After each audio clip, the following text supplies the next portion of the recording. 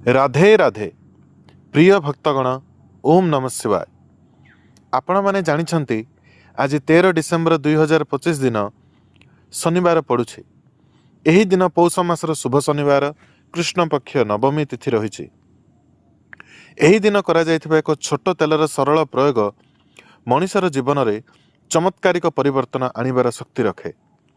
यह कौन अंधविश्वास नुहे बरं प्राचीन आचार्य मान द्वारा अनुभूत सही साधना जहाँकि असंख्य भक्तों जीवन में स्थिरता, शांति, धन प्राप्ति, मनोकामना सिद्धि एवं बाधा निवारणर पथ सृष्टि करिछि। पौष मास देवता मानक तपस्यार काल बोली मन कराए एवं एही मासरे शनिवार एवं नवमीर सम्मिलन अत्यंत दुर्लभ व प्रभावशाली बोली विवेचित। एही दिन करा जायथिबा कौनसी उपाय अनेक गुणित फल प्रदान करे, कारण एही समय शनिदेव, सूर्यदेव एवं पितृमानक आशीर्वाद को एकत्र धारण करे। कुहा जाए जेतेबेले मनुष्य तार जीवन में संघर्ष सहित युद्ध करुଥାଏ, असुविधा बढ़ी जाए, धन आगमन रुकी जाए, काम सबू होई होई बिगड़ी जाए, संपर्क में दूरता आसवाक लगे, घरर वातावरण गुरुतर हो जाए किंबा मन सर्वदा अस्थिर रहे, सेतबेले शनिदेवंकर विशेष पूजन जीवनर दिग बदल दे पारे। शनि को प्रसन्न करने सहज नुहे बोली कहा जाए, किंतु जदि सठिक समय सठिक भावना सहित सठिक साधना करा जाए तेबे शनि अत्यंत दयालु हो जाती।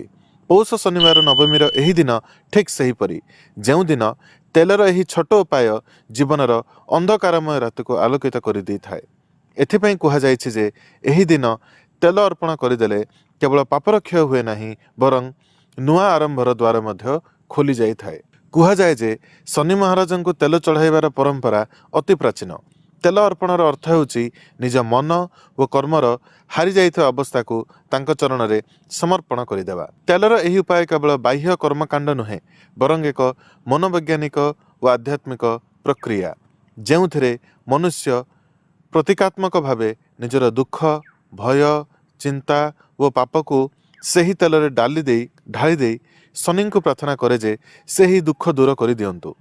जेतेबेले आमे पश्चाताप, विनय, भक्ति व सत्यता सहित कौन उपाय करूँ सेतेबेले तार प्रभाव अत्यधिक बढ़ी जाए। एथिपाई कुहाଯାଇଛି जे पौष शनिवार नवमी रे तेलर एही उपाय मनुष्य जीवन में अकल्पनीय परिवर्तन आनी थाए।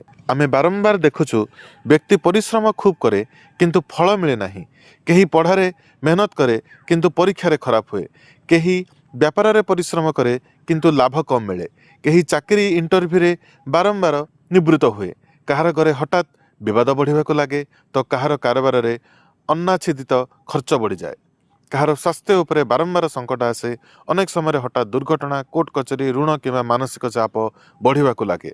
ए सब शनि प्रकोपर प्रभाव बोली मन करा जाए।